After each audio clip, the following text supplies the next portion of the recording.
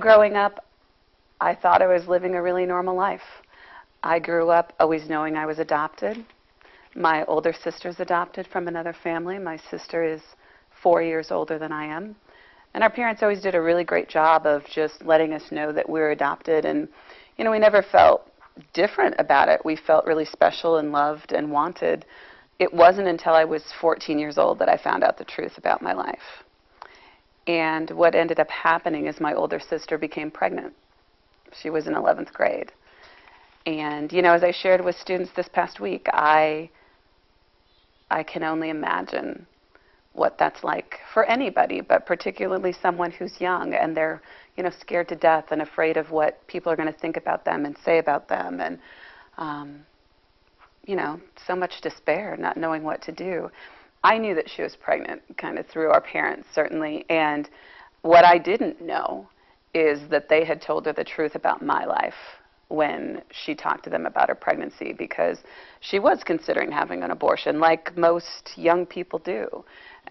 People in general. I meet people all the time who have been involved in pro-life activities for years, and they don't think they would ever have an abortion. And when they finally find themselves in that situation, it does pop into people's heads. I call those the when the rubber hits the road kind of moments. And so our parents, knowing that she was considering having an abortion, told her that there was more to my life than what she and I had always known those years. And so they told her that the truth about me, that I hadn't just been placed for adoption, I had survived an abortion attempt on my life. And after I survived, then I was placed for adoption. I just make it clear to young people in particular, I was pro-life in my heart at 14.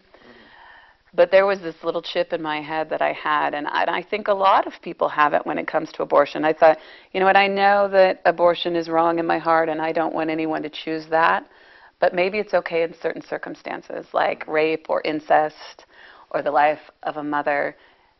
And I was very much a budding young feminist at 14.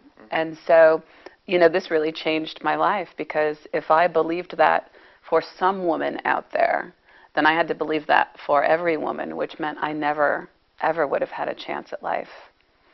And I always tell people, it's easy to talk about choice and about exceptions until you really are that choice. I knew what I was supposed to do with my life. I knew what I was saved for. I think I'm one of the luckiest people in the world to have that placed in my lap. People can struggle their whole life wondering what it is they're supposed to do. I knew what I was supposed to do. I just didn't think I could do it. I struggled when I went away to college because it was a very different environment. It was a very liberal environment. People didn't hesitate to tell me that they thought I was wrong for believing what I believed. Or they'd say things to me like, Melissa, just because that happened to you doesn't mean you have to be pro-life. I appreciate the sentiment. I understand where it comes from.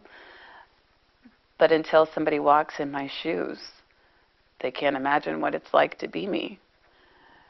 So when I was 19, I really did get very self-reflective, and that's when I started looking for my biological family. I wanted to know why that decision had been made to end my life, but more importantly, I just wanted to let them know I was okay. I didn't know what they ever knew about me, and so I wanted them to know that I was okay and that I had led this great life and that I had forgiven them a long time ago, because I did. I did. It was easy for me to forgive them, because no matter what, they ultimately gave me life. But in 2007, I finally got those medical records, and it clearly talks about the abortion. You'll see one sentence in particular. It says, saline infusion for abortion was done, but was unsuccessful. It was very hard. It was another one of those moments where, even though I had wanted it all my life, it was very, very hard to read on paper about what had happened to me and how I had to fight for my life. Because I did. I weighed less than 3 pounds when I survived. I had severe respiratory problems. I had jaundice, like most children do. But I suffered from seizures. I had to have multiple blood transfusions. And I was too weak to suck from a bottle, and so my head was shaved from temple to temple, and I was fed through intravenous lines in my head. It changes people's perspectives when they come face to face with somebody like me, because we don't get a chance to see what abortion really involves most times. A human being is a human being from the moment of conception.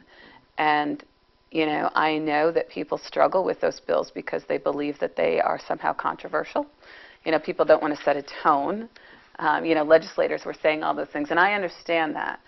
I understand people's concern. But I stood before that the legislature, that committee, and, you know, told them about my story, and Olivia was there with me, and I said, you know, who in this room wants to tell my daughter that her mother's life was not worth defending?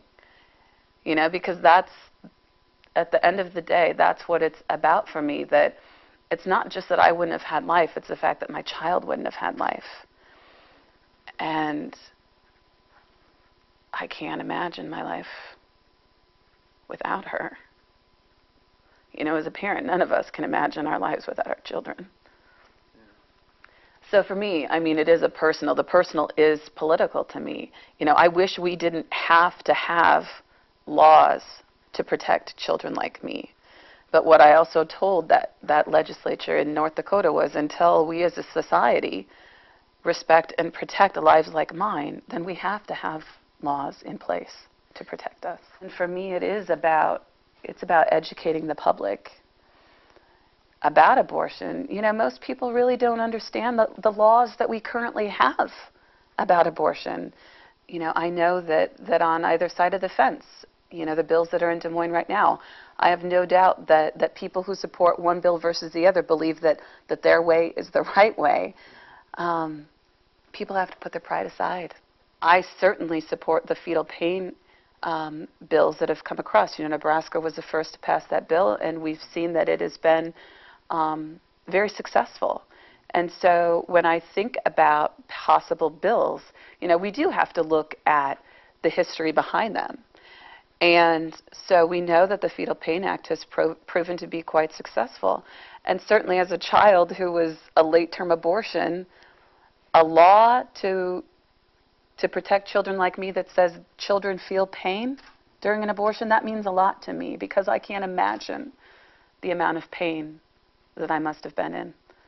That abortion should have burned me to death.